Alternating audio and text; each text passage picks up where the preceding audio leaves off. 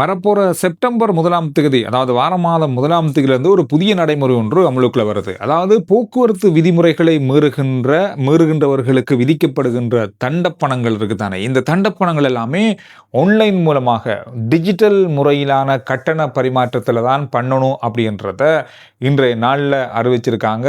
ஜனாதிபதி செயலகம் வெளியிட்ட செய்திக்குறிப்பில இது குறிப்பிடப்பட்டிருக்கிறது. அதாவது எல்லா தண்டப்பணமும், ஒரு தண்டப்பணம் கூட போஸ்ட் ஆஃபீஸ்லயோ அல்லது அரசு உத்தியோகத்தர் அந்த அலுவலகங்களிலே கட்ட முடியாது. ஆன்லைன் மூலமா டிஜிட்டல் பண பரிமாற்றம் மூலமாக மட்டுமே கட்டண முறைமை இருக்க போகுது வரப்போற செப்டம்பர் 1ஆம் தேதியிலிருந்து. எனவே போக்குவரத்து விதிமுறைகள் மீறப்படுகின்ற அத்தனை கட்டணங்களும் இனி இந்த ஒரு நிறைக்குள்ள வரப்போகுது. அது மட்டுமில்லாமல் மிக விரைவில் நிறைய ஆப்புகள் அறிமுகப்படுத்த போறாங்க. அரசாங்க திணைக்களத்தோடு தொடர்பு கொள்ளக்கூடிய அரசாங்க திணைக்களத்துக்கு வழங்கப்படுகின்ற கட்டணங்கள், இந்த மாதிரி பலதரப்பட்ட கட்டண முறைமை நடைமுறைக்குள்ள வரப்போகுது. இதுல இன்னும் பல ஆப்புகள் வரப்போற நாட்கள்ல அறிமுகமாக போகுது. தேசிய சூப்பர் ஆப்னு சொல்லி ஒன்று வரப்போகுது. QR டிரைவ் அப்படின்னு சொல்லி ஒரு ஆப் வரப்போகுது.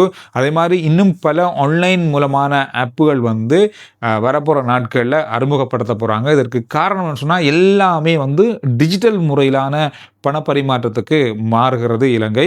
அதில் முற்றுமுழுதாக 100% போக்குவரத்து விதிமுறைகளை மீறுகின்ற சாரதிகளுக்கு எதிராக விதிக்கப்படுகின்ற கட்டணங்களை டிஜிட்டலில் பே பண்ண போகிறோம். அதுதான் முதல் தடவையாக முழுமையாக அமுலுக்குள்ளே வருது. இதை தாண்டி இன்னும் ஒரு முக்கியமான விஷயம் சொல்லப்பட்டிருக்கிறது இந்த கலந்துரையாடலின் போது. இந்த வருஷம் கடைசி பகுதிக்குள்ள, டிசம்பர் கடைசி பகுதிக்குள்ள முதலாவது டிஜிட்டல் ஐடென்டி கார்டு வழங்குகின்ற முறைமையும் கொடுக்க போகிறாங்க. இந்த வருஷத்துக்குள்ள அது முடிவடையுது. எனவே இனி வரப்போகிற காலத்தில் நாம் அந்த கார்டு மாதிரியான ஐடென்டி கார்டு வச்சிருக்க போகிறல டிஜிட்டல் ஐடென்டி கார்டு தான் நமக்கு இருக்க போகுது. எனவே அதற்கான அத்தனை வேலைகளை இப்பொழுது நிறைவுக்குள்ள வந்திருக்கு. இந்த வருஷ கடைசியில் அதற்கான முதல் பணி கொடுக்க போகிறாங்க. முதலாவது ஐடென்டி கார்டை கொடுக்க போகிறாங்க. இதோட வரப்போகிற 2030ஆம் ஆண்டுக்குள்ள இலங்கையினுடைய டிஜிட்டல் பொருளாதாரம் அப்படின்றது மிகப்பெரிய பாரிய ஒரு முன்னேற்றத்தை நோக்கி நகர வேண்டும் அப்படின்ற ஒரு திட்டத்தின் அடிப்படையில் இப்பொழுது இலங்கை செயற்பட்டு கொண்டிருக்கிறது. அதாவது வரப்போற 2030 30 பில்லியன் அமெரிக்க டாலர்கள் இலங்கையினுடைய டிஜிட்டல் பொருளாதாரமாக இருக்க வேண்டும் என்ற இலக்கை நோக்கி நகர்கிறது இலங்கை. நினைத்து கூட பார்க்க முடியாத அளவு 30 பில்லியன் அமெரிக்க டாலர்கள். கோடியில் தேடி பார்க்கும்போது எப்படி சொல்கிறது, 3000 கோடி அமெரிக்க டாலர் அப்படின்னு கூட சொல்லலாம். 3000 கோடி அமெரிக்க டாலர் இலங்கை ரூபாவில் சொல்லலை. இலங்கை ரூபாவில் நாம் ஒரு அன்னளவாக கணக்கு பார்த்தோம்னு சொன்னால் 10,000 லட்சம் கோடி இந்த மாதிரி ஒரு கணக்கு வரும். இந்த மாதிரி ஒரு நிலையை நோக்கி இலங்கை பயணிக்கிறது. பாரிய அளவான ஒரு இலக்கை நோக்கி பயணிக்குது இலங்கை அப்படின்னு கூட சொல்லலாம். ஏன்னா இந்த டிஜிட்டல் முறைமை என்பது பல நாடுகள், வளர்ந்த நாடுகள் பயன்படுத்துகின்ற முறை. எனவே இந்த டிஜிட்டல் முறையால் எந்த விதமான ஒளிவு மறைவுகள் இல்லாமல் நேரடியான வெளிப்படைத்தன்மையான பணப்பரிமாற்றங்களாக இருக்கட்டும், அத்தனை விஷயங்களும் இருக்கும். இதனால ஊழல், லஞ்சம் என்ற பேச்சுக்கே இடம் இருக்காது. அரசாங்கத்துக்கே நேரடியாக செல்லுகின்ற ஒரு காலகட்டமாக உருவாகினால் இந்த இலக்கை அடையலாம் அப்படின்றதுல இலங்கை ஒரு மிகப்பெரிய நம்பிக்கை வச்சிருக்காங்க. எனவே 10,000 லட்சம் கோடி அப்படின்றது அதுவும் நீண்ட காலம் இல்லை. இந்த 30ஆம் ஆண்டுக்குள்ளேயே இந்த இலக்கை அடைய வேண்டும் என்ற இலக்கோடு இலங்கை பயணித்து கொண்டிருக்கிறது. ஒரு மிகப்பெரிய ஒரு விஷயமாக இது பார்க்கப்படுது. 2 விஷயம் இன்றைய நாளில் பரவலாக பார்க்கப்பட்ட ஒரு முக்கியமான செய்தியாக இருக்குது. அதோட நாம் அண்மையில் ஒரு முக்கியமான செய்தி ஒன்று பார்த்துருந்தோம். இலங்கையில் இந்த ட்ரோன் மூலமான டாக்ஸிகள், அதாவது வானிலை பறக்கக்கூடிய ட்ரோன் வகையான டாக்ஸிகளை அறிமுகப்படுத்த போகிறாங்க. இது பேச்சளவில் தான் இருக்கும். இதுக்கு எத்தனை வருஷம் ஆகும், 10 வருஷம் கூட ஆகலாம், 20 வருஷம் கூட ஆகலாம் அப்படின்ற மாதிரி நிறைய பேர் பேசினாங்க. ஆனா இந்த மாத இறுதியில 2 ட்ரோன்கள் பரிசோதனைக்காக நாட்டுக்குள்ள வருது. வார மாதம் இது பரிசோதனை நடக்க போகுது.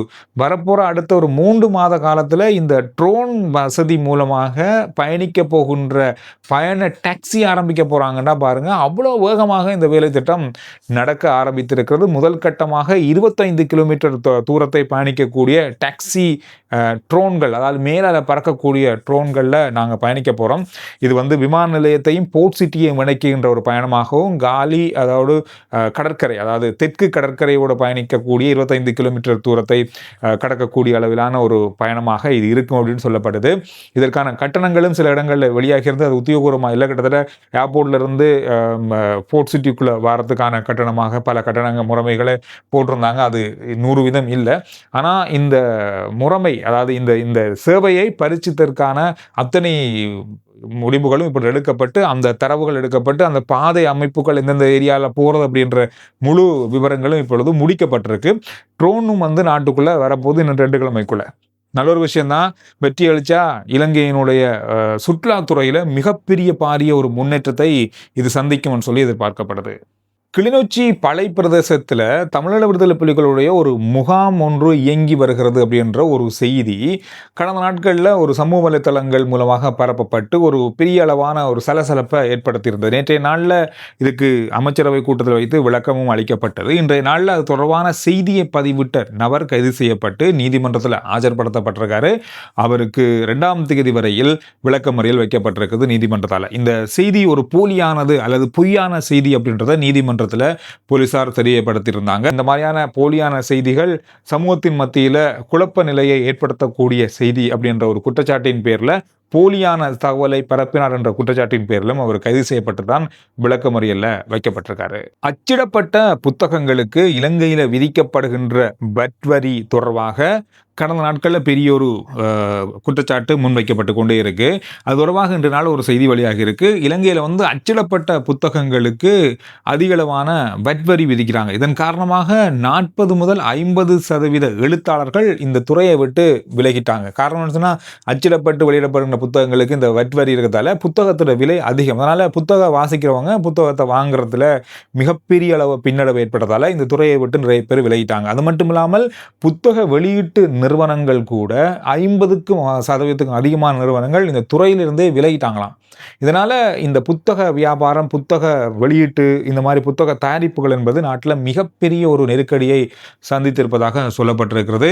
உலகத்தில் 95 நாடுகளை எடுத்துக்கொண்டாலும் ஆசியாவில் வேறு எந்த நாட்டிலையும் இலங்கையில் அச்சிடப்பட்ட புத்தகங்களுக்கு விதிக்கப்படுகின்ற வட் வரி போன்று எந்த நாடும் விதிக்கல. ஆனால் இலங்கை இந்த மாதிரி ஒரு வரியை விதிக்கிறாங்க.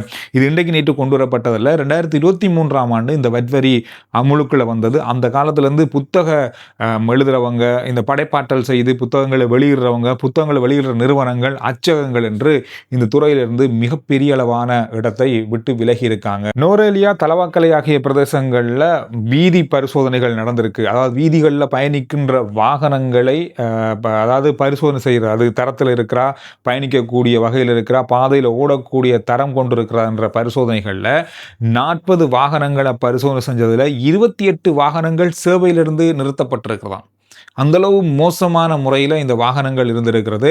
இதில் 5 தனியார் பேருந்துகள், 15க்கும் அதிகமான முச்சக்கர வண்டிகள், ஆட்டோக்கள், இது எல்லாமே வந்து பாவனைக்கு அல்லது பாதைகளில் பயணிக்கக்கூடிய அந்த தரத்தில் இல்லை, பயணிகளை ஏற்றி செல்லக்கூடிய அந்த தரத்திலையும் இல்லை, அதற்கான அந்த தகுதியிலையும் இல்லைன்ற காரணத்தால் இந்த வாகனங்களை நீக்கியிருக்காங்க. 40ல் 28 பாருங்க, அரைவாசிக்கு கிட்டத்தட்ட அரைவாசிக்கு மேலே. முக்கியமாக மலையக பிரதேசம் அப்படின்றது மிக வாகனங்கள் தரமாகவும் சரியாகவும் வரும். பிரேக் கூட கொஞ்சம் குறைஞ்சா கூட மிக ஆபத்தான பயணமாக அதாவது அப்படி இருக்கும்போது அந்த பிரதேசத்திலே 40 வாகனங்களை சோதனை செஞ்சதில் 28 வாகனங்கள் தகுதி இல்லை அப்படின்னு சொல்லும்போது மிகப்பெரிய ஒரு கவலைக்குரிய விஷயம் தான் இது.